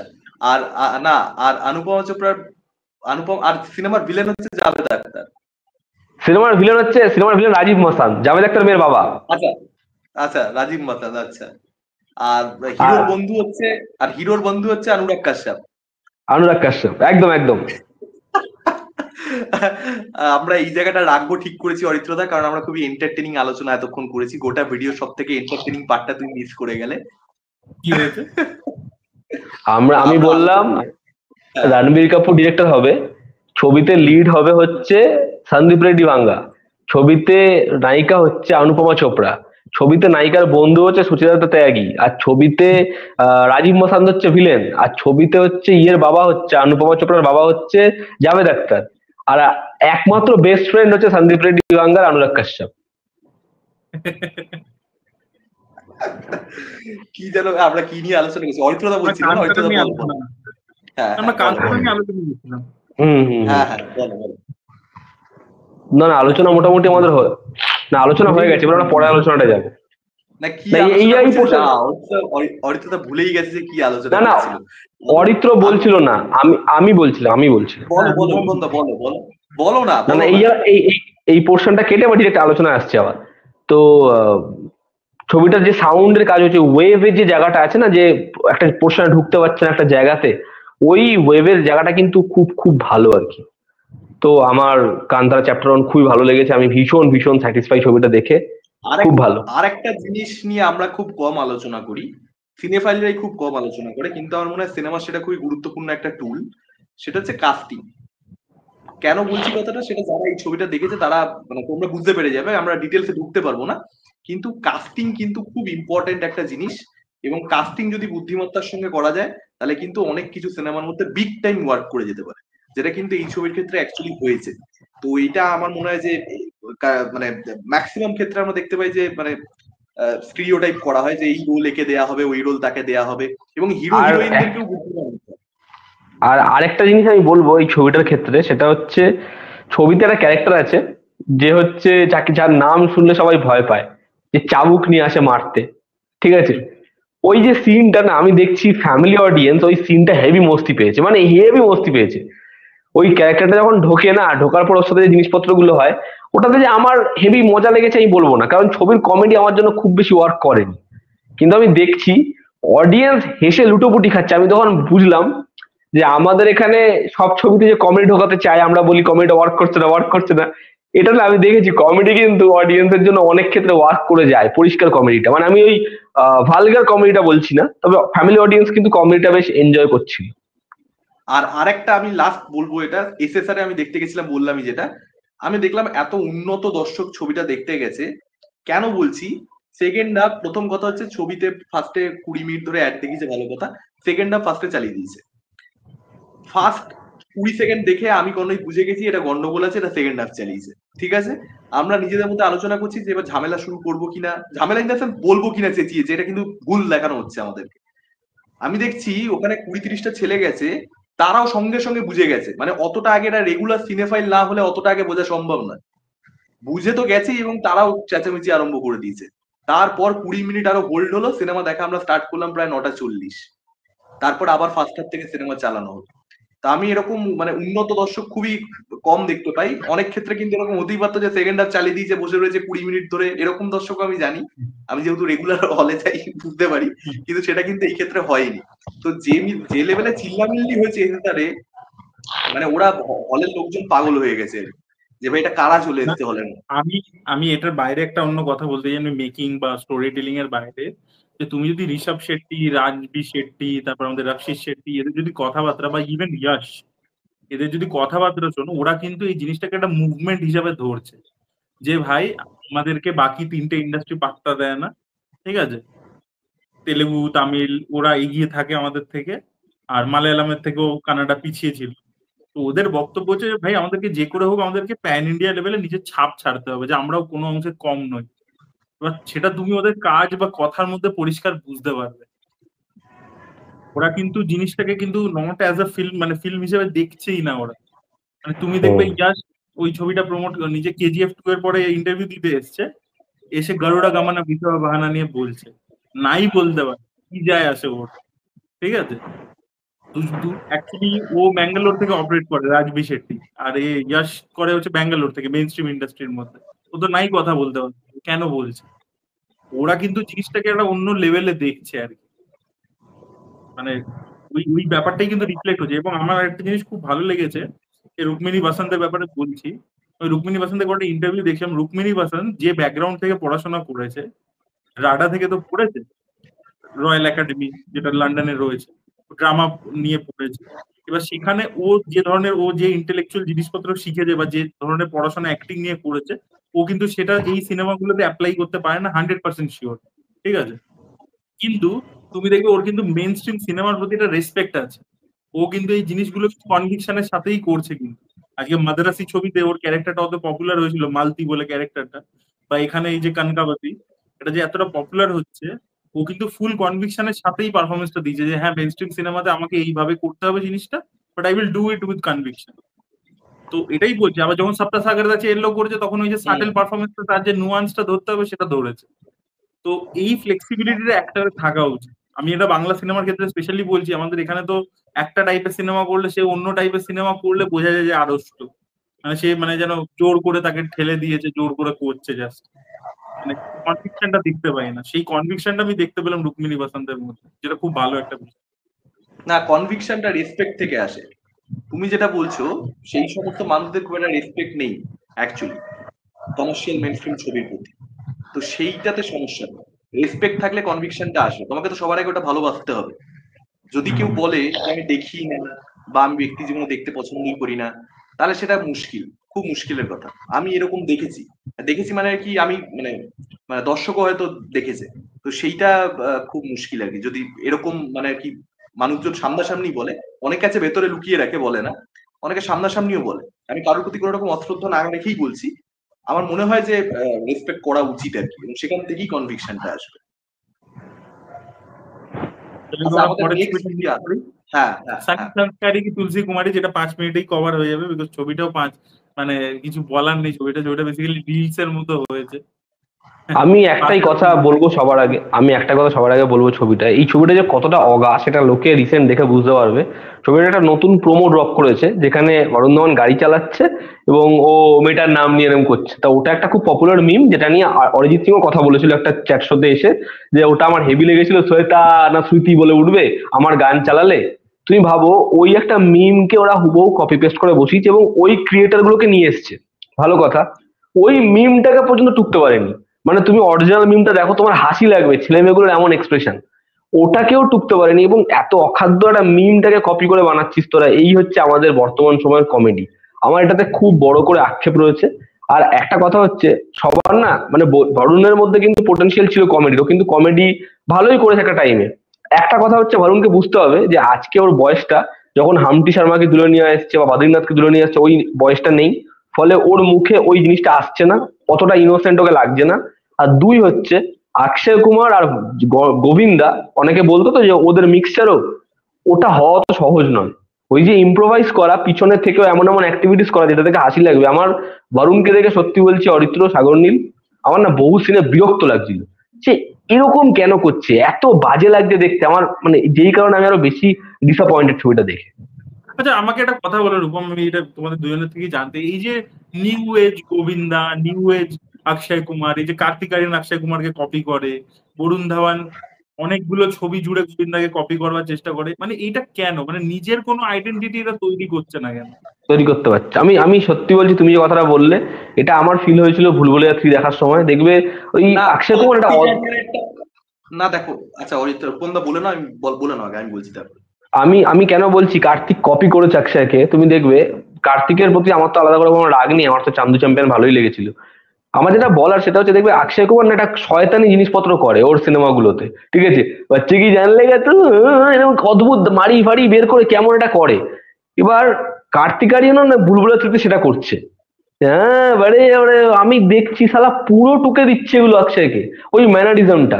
এবার ভুলভুলাইয়া 3তে কি, কোথায় ডিরেক্টর আরো বেশি করে বোঝাবে যে দেখ ভাই, অক্ষয়ের সাথে প্রথম থেকেই তোর কম্পারিজন হবে, তুই কম্পারিজনটাকে ভাঙ, দূর কর, আমরা ওই জিনিসপত্রগুলো আনবোই না, ওই টুল গুলোই আনবো না। উল্টে এখানে যেটা হচ্ছে, লোককে আরো ক্রিটিসাইজ করার সুযোগ দিচ্ছে। তার কারণ হচ্ছে এখন না রাইটারদের মধ্যে নীরজ, মানে কি বল, নীরজ ভোড়ার মতো রাইটার নেই, কমেডি বোঝার মতো কাদের খানের মতো রাইটার নেই। মানে এরা যা স্পার্ক বের করতো একজন অ্যাক্টরের থেকে, যা টুলস দিয়ে দিত, এরকম কমেডিতে রাইটারই নেই। আমার মনে হয় যে আজকে অ্যাক্টরকে, একজন অ্যাক্টরকে ওই যে বলে না ছেকে বের করা, ওই বের করার জন্য যে ছাকনি দরকার, যে রাইটার, যে ডিরেক্টর দরকার, মেইন স্ট্রিমে কমেডিতে সেটার বড় করে অভাব রয়েছে। তারা পরখই করতে পারছে না। না হলে যে সময় অক্ষয়, সুনীল শেট্টি, পরেশ রাওয়াল এদেরকে দিয়ে কমেডি করানো হয়েছে, তার আগে লোকে ভাবতেই পারেনি যে অক্ষয় কুমার শালা কমেডি করবে। পরেশ রাওয়ালকে তো সিনেমায় ভিলেনে দেখতাম আমরা, ও কমেডি করবে। সুনীল শেট্টির মতো কাঠখোট্টা লোক, সে কমেডি করবে। তার কারণ কি, ওদের ভিশন ছিল। কিন্তু এখন আমার মনে হয় সেই ভিশনারি না, রাইটার, সেই ভিশনারি ডিরেক্টর নেই। প্রিয়া দর্শন বা নীরজ ভোরার যে স্টাইল অফ কমেডি, ওটা কিন্তু পুরোটাই সিচুয়েশনাল বেসড। মানে একটা হুম। সিচুয়েশনের ক্যারেক্টার গুলো কিন্তু অ্যাকচুয়ালি সিরিয়াস। মানে এই বাবুরাও গণপত রাও আফটে যে ক্যারেক্টারটা, এই ক্যারেক্টারটা কিন্তু দুঃখটা সিরিয়াস। ও বলছে না যে मैं एक दिन के लिए इस जगह पे बैठ के अपना सारा कर्जा उतार के एक दिन मेरे को दारू पी के इधर बैठने का है। ওই লোকটা কিন্তু মনের দিক থেকে খুব ভালো, নিট এন্ড ক্লিন, ভালো লোক। ভাড়া ছাড়া রাজুকে থাকতে দেয়। তুমি যদি ভেবে দেখো, বাবুরাও গণপত হুম। রাও ভেরি নাইস ক্যারেক্টার। ওই হিউম্যান বিটটা ওরকম সিচুয়েশনে পড়ে ওরকম রিয়াক্ট করছে এবং তাতে মানুষ হাসছে। ক্যারেক্টারটা কিন্তু হাসাবার জন্য ওইভাবে রিয়াক্ট করছে না। আর এখনকার যত কমেডি সিনেমা হচ্ছে, সেটা ম্যাডকের হরর কমেডি ইউনিভার্স হোক, রোহিত শেট্টির যে ছবিগুলো হয় বা যেগুলো, ওখানে হচ্ছে যে ডায়লগটা বলছে একটা গ্যাগের মতো করে, যে একটা লোককে হাসাতে পারে। কিন্তু হুম। প্রিয়দর্শনের ছবিতে তুমি ঢোল তুলে নাও, তুমি মালামাল উইকলি তুলে নাও, তুমি হাঙ্গামা তুলে নাও, তুমি দেখবে ক্যারেক্টার গুলো প্রচন্ড সিরিয়াস, ওদের নিজের জোনের মধ্যে। কিন্তু ওরা কিন্তু একটা, মানে ওই যে অঞ্জলি হাঙ্গামাতে, ও কিন্তু নিজের চাকরিটা বাঁচাবার জন্য মিথ্যা কথা বলছে। ও কিন্তু বাফুনারি করছে না কিছু, ও কিন্তু নিজের সিচুয়েশনে খুব সিরিয়াস। ওই জন্য দেখবে প্রিয়দর্শনের সিনেমাতে কিছু কিছু জায়গায় খুব ইমোশনালি সিরিয়াস জায়গাতেও চলে যায়। তুমি দেখবে হেরাফেরিতে একটা সিনে অক্ষয় কুমার কাঁদতে শুরু করে, যে আমি আমার মাকে বলেছি যে আমি নিয়ে আসবো বৃদ্ধাশ্রম থেকে, তো যত সেটার জন্য আমি যাকে খুশি ধোকা দিতে পারি। ওগুলো খুব সিরিয়াস জোনের মধ্যে চলে যায়। কিন্তু কিন্তু তুমি দেখবে এখনকার কমেডিটা পুরোটা লেখাই হচ্ছে যে একটা একটা গ্যাগ, একটা গ্যাগ, আরেকটা গ্যাগ, আরেকটা গ্যাগ। এবার সেইটারও ওই লেভেলটা হচ্ছে না যেটা গোবিন্দা করতে পারতো। তো তাই জন্য ওয়ার্ক করছে না। না দেখো, এখানে দুটো বিষয় আছে। একটা হচ্ছে যে কমেডির যেটা বলছো সেটা হচ্ছে এক তো লেখার একটা বিষয় তো সবসময় থেকেই যায়। আর একটা যেটা সেটা হচ্ছে যে ধরে নাও বাবুরাও এই ক্যারেক্টারটা, একেই এক্সাম্পল ধরে আমি বলছি, একটা হয় হচ্ছে যে ফানি ক্যারেক্টার, মানে ক্যারেক্টারের ট্রেটই এরকম যে ওই ক্যারেক্টারটা ইটসেলফ, মানে আমাদের আশেপাশে দেখবো অনেক মানুষ তারা সাধারণ কথা বলে সেটা ফানি লাগে, কারণ হচ্ছে সেই মানুষটাই সেরকম, মানে ও আলাদা করে কিছু করছে না কিন্তু ওর মধ্যে জিনিসপত্র আছে যেটা ইটসেলফ ফানি। তো বাবুরাও সেরকম একটা ক্যারেক্টার, ওর কথা বলার যে স্টাইলটা এবং সেই মারাঠি ল্যাঙ্গুয়েজে সেই জিনিসটা ওইটা জিনিসটাকে ফানি বানিয়ে দেয়। তো সেই ধরনের ক্যারেক্টার তৈরি করবার জন্য ডিরেক্টরের ভিশন চাই, এবং তার সঙ্গে সঙ্গে অ্যাক্টারকে ওটা, মানে ওটা যে একটা মকারি হয়ে যাবে না, একটা জোগাড়গিরি হয়ে যাবে না, সেটার মধ্যেও একটা অ্যাক্টিং মেনটেন করা, ভালো অ্যাক্টিং, তো সেটা করা খুব ডিফিকাল্ট এক। আর দুই হচ্ছে যে কার্তিক আরিয়ানেরটা আমার যেটা মনে হয় সেটা সম্পূর্ণরূপে হচ্ছে যে বক্স অফিসের জন্য, আর বরুণ ধাওয়ানেরটা কিন্তু আর বক্স অফিসের জন্য মনে হয় না। কারণ হচ্ছে যে গোবিন্দার থেকে যে ইনফ্লুয়েন্সটা দেখতে পাওয়া যায় সেটা কারণটা হচ্ছে ছোটবেলাতে বাবার ছবি দেখেই বড় হয়েছে, ডেভিড ধাওয়ানের ছবি দেখেই বড় হয়েছে, এবং ডেভিড ধাওয়ানি যেহেতু গোবিন্দাকে দিয়ে ওরকম গোবিন্দার সঙ্গে কোলাবোরেশন হয়েছে এবং বরুণ ধাওয়ানকে যখন ডিরেক্ট করেছে, ডেভিড ধাওয়ানি তো দেখো বাবার তো একটা শিক্ষা ছেলে পাবেই, সেই জায়গা থেকে বরুণ ধাওয়ানের না ওটা খুব অর্গ্যানিক্যালি ওর ভেতরে এসে গেছে, যেটা ওকে এখন হার্ম করছে, আমার এটা মনে হচ্ছে। এটা সম্পূর্ণ অ্যাজাম্পশন, কিন্তু কার্তিকের কিন্তু সেটা নয়, কার্তিক কিন্তু ইমিটেট করতে যাচ্ছে। আর বরুণ যেটা করছে সেটা হচ্ছে যে ও ওটাই ওর স্কুলিং আর কি সিনেমার, তো যে কারণে বরুণ ওটা করে ফেলছে আর কি। তো দুটোই কোথাও একটা ক্ষতিকর, কিন্তু দুটোর রিজনটা আমার মনে হয় যে ডিফারেন্ট। না ওই গোবিন্দার ওর মানে ওইটা খুব কাল হতে চলেছে, মানে গোবিন্দা বারবার করা যায় না, মানে গোবিন্দা অমিতাভ বচ্চনকে গোল মেরেছিল এতে বড়ে মিয়া আর ছোটে আরো মিয়া একটা বড় মিয়া ছোট মিয়া। আরো একটা বিষয় আছে, সেটা হচ্ছে যে গোবিন্দা যে সময় ওই ছবিগুলো করতো সেই সময়ের অডিয়েন্সের মধ্যে একটা ইনোসেন্স ছিল, একটা সিনেমা হ্যাঁ। দেখছি এই বিষয়টাই একটা ব্যাপার ছিল। এখন সিনেমা দেখছি এটা কোনো বড় ব্যাপার নেই, এখন মোবাইল ফোনেও দেখা যায়।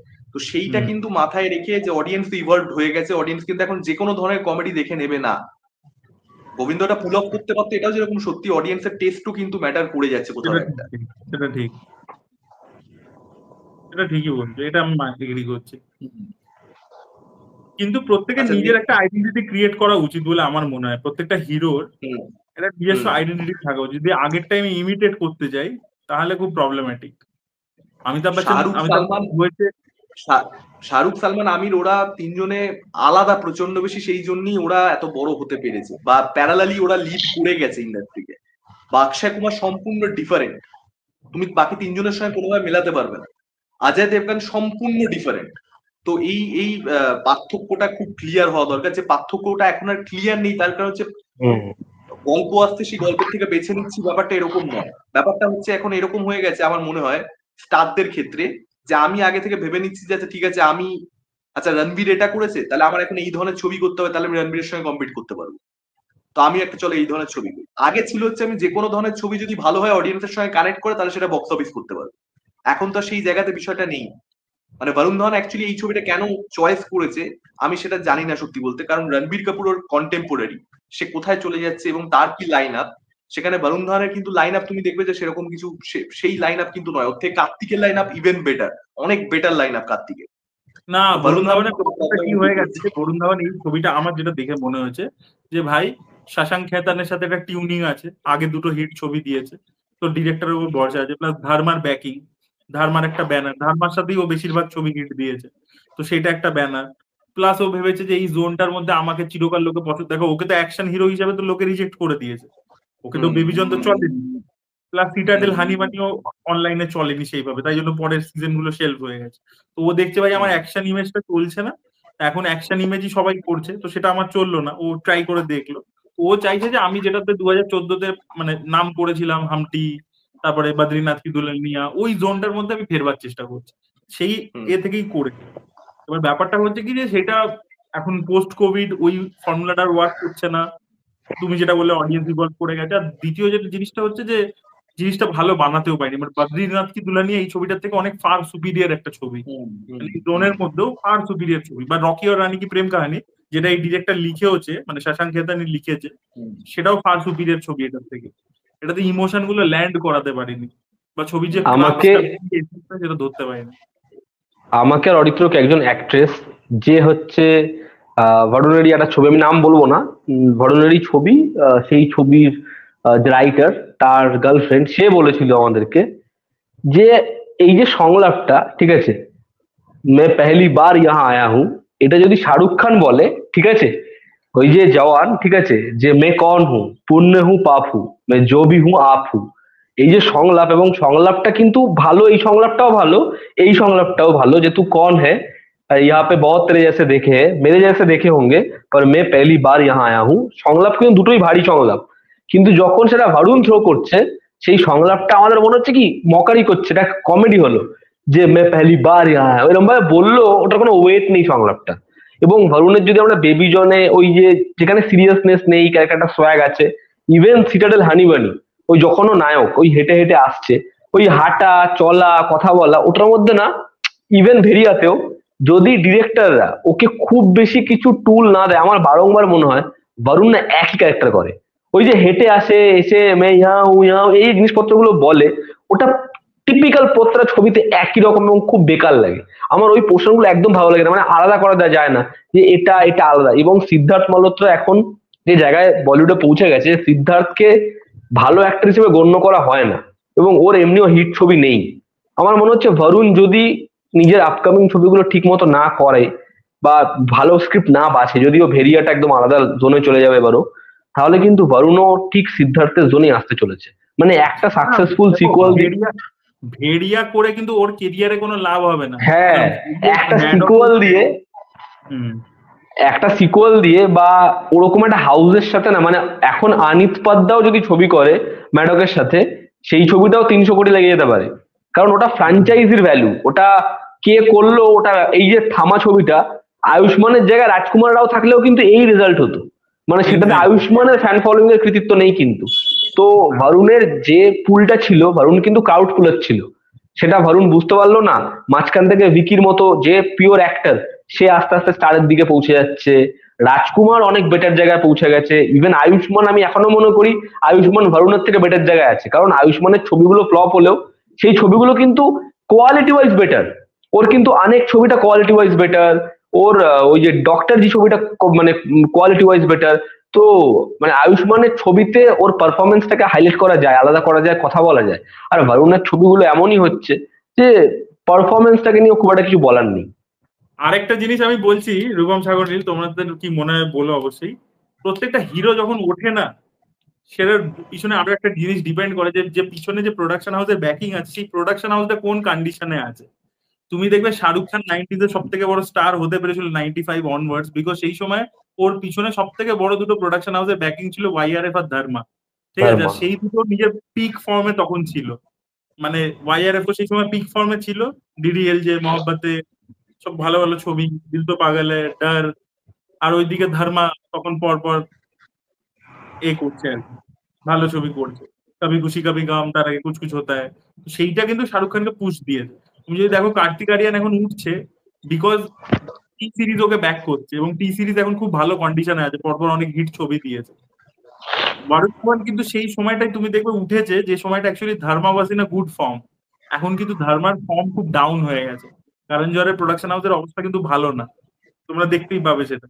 তো সেই কারণে কিন্তু মানে ওই মানে হিরোকে যে পুশ করা, ভালো ছবি দেওয়া, বেটার ছবি দেওয়া, বড় ছবি দেওয়া, সেইটা কিন্তু হচ্ছে না বরুণের ক্ষেত্রে। এই যে লাইন আপটা তুমি বলছো ভালো নেই, রণবীর তো কোনোদিনও একটা প্রোডাকশন হাউসের জন্য ওরভাবে ব্যাকিং পায়নি। বাট এই যে ভিকি কৌশল এখন কেন স্টারের দিকে যাচ্ছে, বিকজ তুমি দেখেছো ম্যাডকের কন্টিনিউয়াস পুশ আছে ভিকিকে স্টার বানাবার, বড় বড় ছবিগুলো সব ভিকির সাথে করছে। নোটিস করেছো এই জিনিসটা? এই যে মাহাবতার যেটা করছে ভিকির সাথে, খাওয়া ভিকির সাথে, সব স্পেকটাকেল ছবিগুলো ভিকির সাথে করছে। ওরা চাইছে যে ভিকি ওদের স্টার হোক। আর আমি এটা খুব বিশ্বাস করি, সেটা হচ্ছে ভিকি অনেক অনেক বেটার, মানে অনেকের থেকে অনেক বেটার। সে তো 100। যাই হোক, আমরা পরের আলোচনায় আসি। আজকের শেষ আলোচনা সেটা হচ্ছে তেরে ইশক মে ছবিটার টিজার। বলো এটা নিয়ে তোমরা। আরেকটা রাজা সাহেব নিয়ে আলোচনা করবো, রাজা সাহেবের ট্রেলার, এই দুটো নিয়ে আলোচনা করবো। হ্যাঁ, তেরে ইশক মে আমার টিজারটা ভালো লেগেছে। ধানুষের ডায়লগ গুলো হেভি ইন্টেন্স ছিল।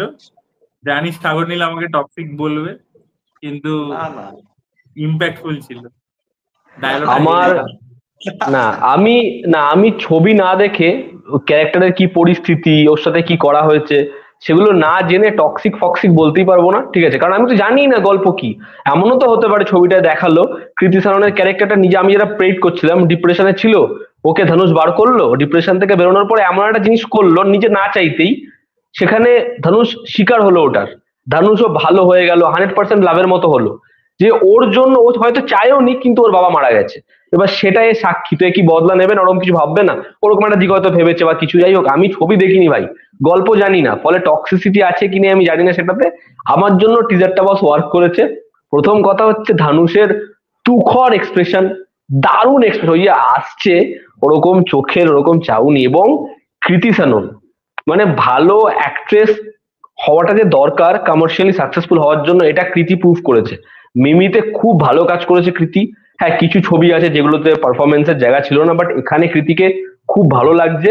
আর ওই যে পার্টিকুলার শটটা না, যেখানে হচ্ছে ওর কাঁধে মাথা রাখছে, হেভি লাগছে দেখতে। আর যখন শেষে সংলাপটা দিচ্ছে যে শিবজি এমন করুক যে তোরও ছেলে হোক, এবং তখন তুই জান, ওটা হেভি লেগেছে, আমার হেভি লেগেছে। তো আমার টিজারটা ওয়ার্ক করেছে, এবং ওই গানটা অরিজিৎ সিং এর তেরে ইস্ক মে হেভি হবে, তো আমার জন্য খুবই ভালো। না, আমারও হেভি লেগেছে। আমি সাগর নীলের থেকে শুনবো যে সাগর নীল অ্যানিমাল না কে না, টক্সিক বলে না, তেরে ইসমে কে টক্সিক বলছে কেন? আমার কবির সিং এবং অ্যানিমেলের থেকে অনেক বেশি প্রবলেমেটিক ছবি। প্রবলেমেটিক ইন দ্য সেন্স, মানে আর কি, আমার ক্যারেক্টার গুলোকে নিয়ে আমার আপত্তি আছে। আমি ছবিটা হতে পারে না এই কথা বলছি না, বা ডিরেক্টর বানাতে পারে না এটা বলছি না। ইনফ্যাক্ট সেই ছবিটাকে আমি ভালো ছবি আফটার কনসিডার করব, কিন্তু টক্সিক ছবি, সেটা হচ্ছে রাজনা।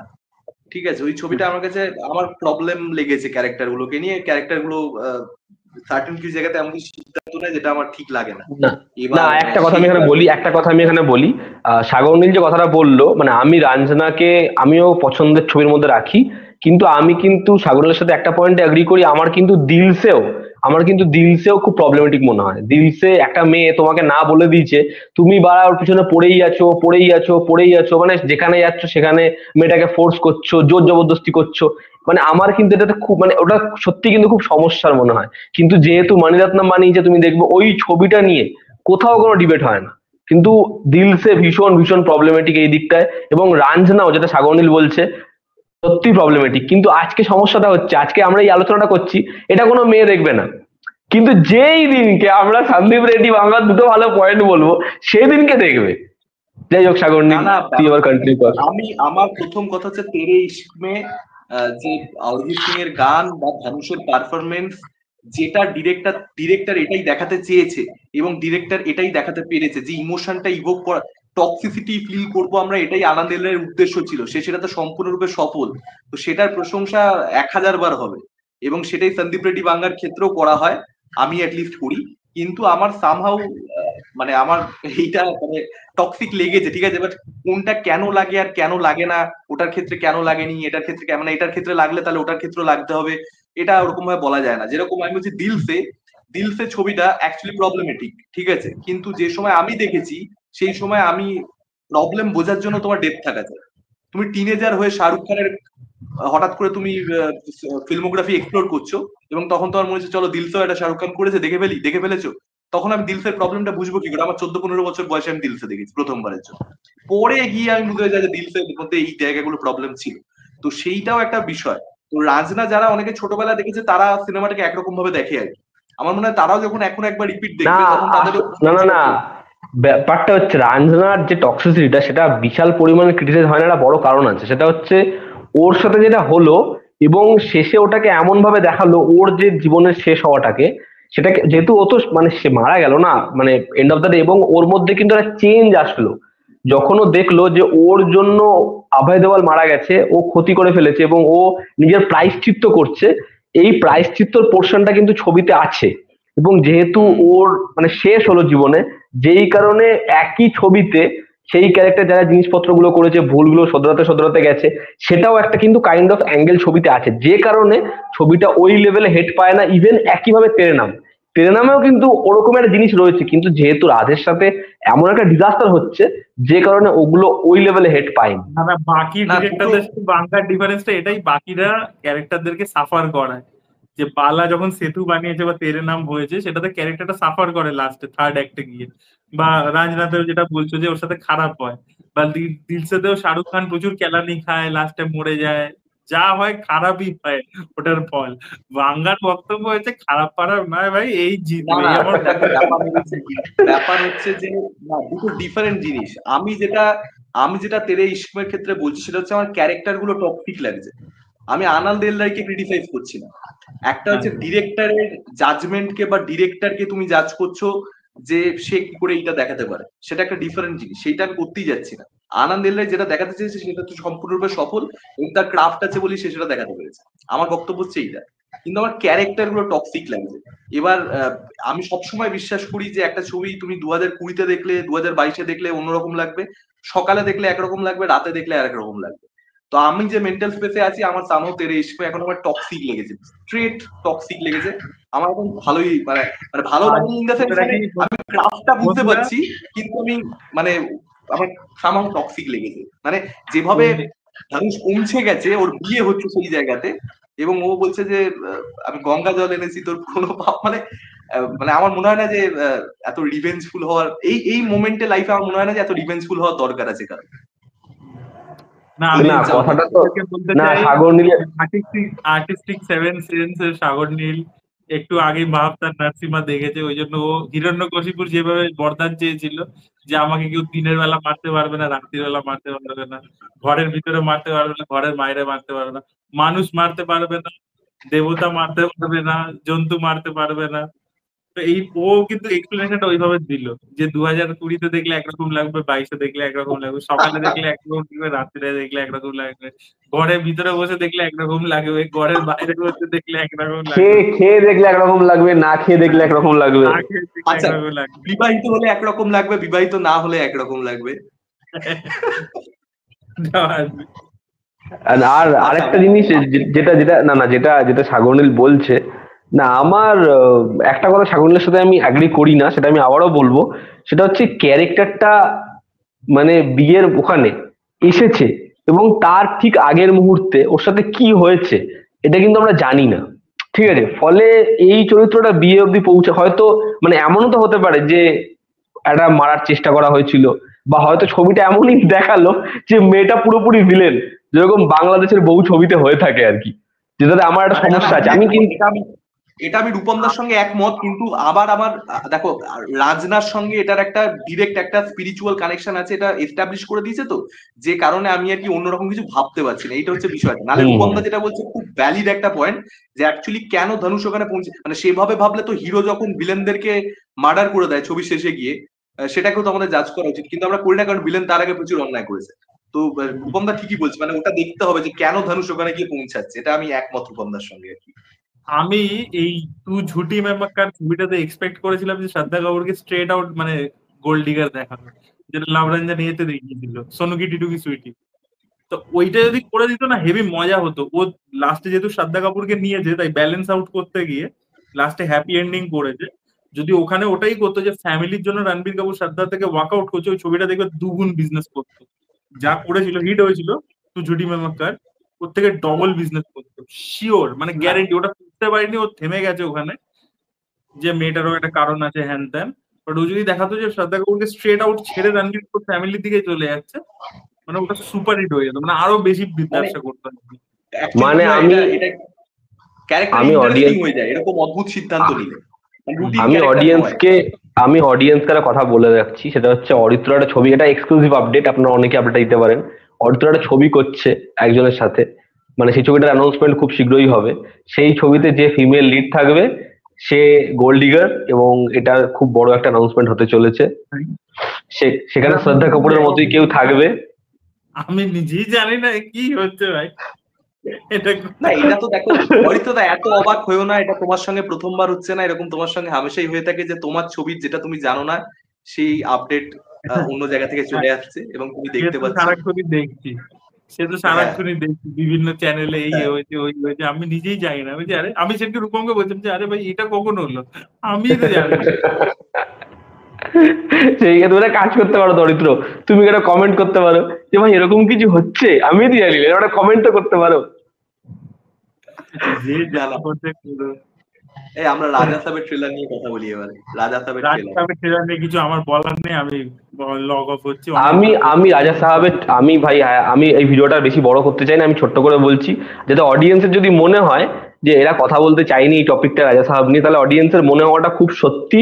আমি সেটাকে রেসপেক্ট করছি। রাজা সাহেবের ট্রেলার আমার খুব বালের মতো লেগেছে, খুব বালের মতো লেগেছে। এবং আমার সব থেকে আমি একটা জিনিস বলছি, আমি সপ্তমীর দিন একজনের সাথে বেরিয়েছিলাম এবং আমি তাড়াতাড়ি করে আসলাম রাজা সাহেবের ট্রেলারটা দেখবো বলে। সেই ট্রেলারটা মানে আমার আমার সপ্তমীর দিন খুব কাজ পড়ে গেছিল, মানে একটা বাজে শিডিউল চাপ পড়ে গেছিল আর কি। তো আমি সেই সব কাজ বাজ করে এদিক থেকে ওদিক, মানে কত কষ্ট করে বাড়ি ঢুকেছি এত ভিড় ফিট ঠেলে, এসে যখন ট্রেলারটা চালালাম 10টা মতো বাজে, আমি যে এই এই বালটা দেখার জন্য আমি এত কষ্ট করে রিক্সা করে আসলাম 100 টাকা ভাড়া দিয়ে, অটো লাইনে না দাঁড়িয়ে। এবং সব থেকে আমার খিট লেগেছে যে ক্রিয়েচার গুলো কেমন দেখিয়েছে, মানে বহু বছর আগে ভাট থেকে বিক্রম ভাট, সে এরকম ক্রিয়েচার নিয়ে বিপাশা বসুকে নিয়ে বানিয়ে ফেলেছে ক্রিয়েচার 3D। তারপরে প্রভাস প্রভাস নাকি একজনকে রেখেছে যে ভিএফএক্স টাকে বেটার করবে, এই হবে ওই হবে। তারপরে এইসব জিনিসপত্র কুমির নিয়ে লোপালুপি খেলছে, মানে এগুলো কোনো সিন। আর সঞ্জয় দত্ত কি গ্রিন স্ক্রিনের মধ্যে ব্ল্যাক পরে এরকম করছে, এগুলো কি?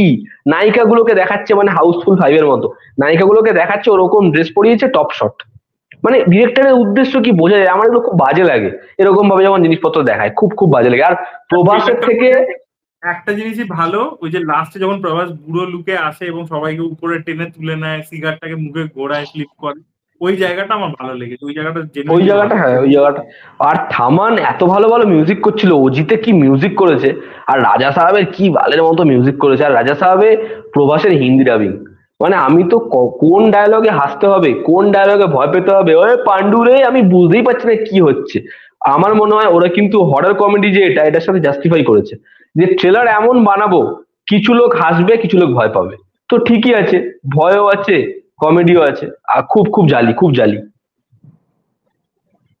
রূপম দা সবটাই মোটামুটি বলে দিয়েছে। এবার দেখা যাক যে ছবি কিরকম হয়। টিজারের আমি আমি একটাই কথা বলবো যে টিজারটা আমার আরো বেশি খাজা লেগেছিল। ট্রেলারটা আমার তবু টিজারের থেকে একটু বেটার লেগেছে। কারণ ওই লাস্টের জায়গাটা যেটা অরিত্রদা বলে দিল, ওই প্রবাসের ওই জায়গাটা আমার ভালো লেগেছে। আমার প্রবাসকে অ্যাকচুয়ালি অ্যাংরি অবতারে প্রবাসকে আমার ভালো লাগে, সবসময় ভালো লাগে। তো সেইটা ওইটাই দেখবার জন্য প্রভাস, তুমি দেখবে আমি টেমপ্লেটই কিন্তু যাচ্ছে। মানে ভুলভুলাইয়ার যে টেমপ্লেট, যে প্রোটাগনিস্ট সে মজা করে এবং একটা সময় পরবর্তীতে সে তার মধ্যে আর কি ভূত করে প্রসেস করে, ওই জায়গাতেই কিন্তু শেষ অব্দি যাচ্ছে। দেখা যাক এবার প্রবাস কিভাবে পারফর্ম পুল অফ করতে পারে।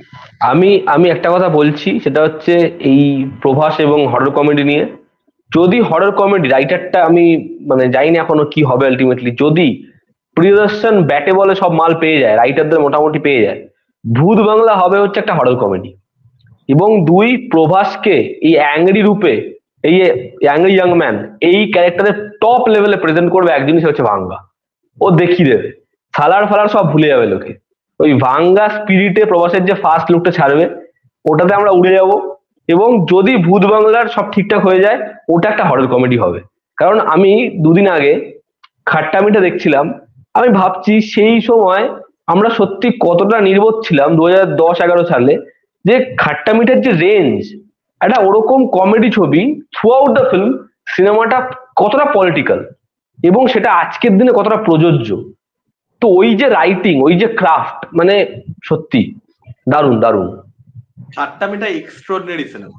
মানে ওখানে বোনের সঙ্গে দারুণ অক্ষয় দারুণ, কুমারের যে ইমোশনাল জায়গাটা, ওটা ওটা কাঁদিয়ে দেয়, ওটা কাঁদিয়ে দেয় ছবি শেষ হওয়ার পরে। এবং ছবিতে একটা জায়গা আছে, মানে একটা একটা গান হচ্ছে সাজদে কিয়ে হে, ওই গানটার সময় যখন সিকোয়েন্স চলছে, নীরজ বোরা বসে আছে, রাস্তাতে উঠে যাচ্ছে, এই বেঞ্চটা উঠে যাচ্ছে, মানে ওটা একটা সিরিয়াস সিন। ওইখানে যে লেভেলে কমেডি ছোট ছোট সিনে, এবং ছবিটায় ওই যে ব্রিজ ভাঙা পলিটিক, মানে ওরা কিরকম ভাবে টাকা মেরেছে সেখানে হচ্ছে, এই যে পুরো একটা সিনারিও সেটাকে যেরকম ভাবে বার করা, মানে ব্যাপক। এবং দেখাচ্ছে কি অক্ষয় কুমারের চরিত্রটাও কিন্তু কোথাও একটা গিয়ে তার মধ্যেও এই যে কারাপশনের ছিটেফোঁটা রয়েছে, সেও কিন্তু বলছে যে আমি রাস্তাটার মধ্যে জল মেশাবো যাতে এরপরেও কন্ট্রাক্ট আমিই পাই, নাহলে আমি আজীবন কি করে খাবো। জনি লিভারের ক্যারেক্টার আবি ঠিক করকে দেতা হু। এবং মিমে ভর্তি, মিমে ভর্তি। হ্যাঁ ভাই তো বল তেরি মা কি শাদি है? ও ভাই মেরি মা কি নেই, মেরি बहन की शादी है। অক্ষয় কুমার একটা জায়গাতে ওই রিলটা আমার কাছে খুব আসে, তৃষা কৃষ্ণনকে বলছে যে 2 मिनट अगर टाइम दे दीजिएगा तो कुछ चुटकुले सुनाऊंगा, ঠিক আছে, थोड़ा दोष म्युनिसिपालिटी की भी है, थोड़ा दोष পিচকুলে की भी है, ঠিক আছে, এই জায়গাগুলো এত ফানি, মানে অক্ষয় কুমার পারে পুল অফ না। খাট্টা মিঠা লেভেলের কমেডি সিনেমা ও হবে না, ওসব হয়ে গেছে, আর হবে বলে আমি মনে করি সত্যি না। গল্প নির্ভর কমেডি ছবি খাট্টা মিঠা। আর বাবার সঙ্গে ওর যে দূরত্বটা আর ফ্যামিলির মধ্যে যতটা আর কি অক্ষয় কুমারের ক্যারেক্টারটা মানে মানে ওকে কেউ ইয়ে করে না আর কি, মানে আমার মনে হচ্ছে একটা সিন, মানে একটা ফানি সিন কিন্তু অ্যাকচুয়ালি খুব ডিসরেসপেক্টফুল অক্ষয় কুমারের ক্যারেক্টারের জন্য, যে দরওয়াজা কা কুন্ডলি লাগা দো, খুলা সান ঘুম রা হ্যায় ঘর পে, ঠিক আছে, এরকম দেখবে অক্ষয় কুমারকে ওর বাড়ির লোকেরা মক করে। তো মানে ওই জায়গাগুলো মানে আমার খুব খারাপ লেগেছে অক্ষয় কুমারের ক্যারেক্টারের জন্য। তো একটা ছবি কমেডি হাসাবেও, এন্টারটেনমেন্টও দেবে, আবার ইমোশনালও করে দেবে, এটা তো মানে আজকের দিনে পাওয়া একটা রেয়ার ব্যাপার হয়ে গেছে। ঠিক আছে, চলো আজকের মতো আমরা র্যাপ করি এখানেই, একদম রাত একদম হয়ে গেছে। একদম। ঘুমাতে আর যাবো। এবং আরেকটা আমি হ্যাঁ বলো। একটা শেষ কথা বলে দিই, সেটা হচ্ছে আপনারা দেখবেন এই লাস্ট যে 3 মিনিট আমরা বকবক করলাম, অরিত্র বেশি কথা বলেনি, কারণ অরিত্রর অ্যালার্ম বেজে গেছে। অরিত্রর কিন্তু মানে রাতের যে সীমা ওটা পেরিয়ে গেছে, 1 ঘন্টা, ও 1 ঘন্টা শেষ করতে বলেছে, 1 ঘন্টা 16 মিনিট হয়ে গেছে। না, অরিত্রতা দাম্পত্য জীবনে ঢুকে গেছে একজন ভদ্র পুরুষ মানুষের মতন, সে রাত 12টার মধ্যে বিছানায় গিয়ে শুয়ে পড়বে, তারপরে আর অরিত্রতাকে পাওয়া যাবে না। তুমি সকালে চাও, অরিত্রতাকে সকাল 5টার সময় পাবে। আমি যখন অরিত্রতাকে ধরে কোনো মেসেজ করেছি, অরিত্র আগের দিন রিপ্লাই দিতে পারেনি, হয়তো ঘুমিয়ে গেছে বা কিছু ব্যস্ত ছিল, সকালবেলা 5টার সময় রিপ্লাই দেয় আমাকে অরিত্রতা, যখন আমি ঘুমাই, ঠিক আছে। যাই হোক, চলো, অনেক লেট হচ্ছে, চলো টাটা। দর্শকরা টাটা। সাবস্ক্রাইব করুন, এবং দুর্গাপুজোর বাংলা ছবিগুলো নিয়ে আমরা পরে আলোচনা করব, কয়েকদিন যাক তার পরবর্তীতে। Thank you tata. Thank you tata.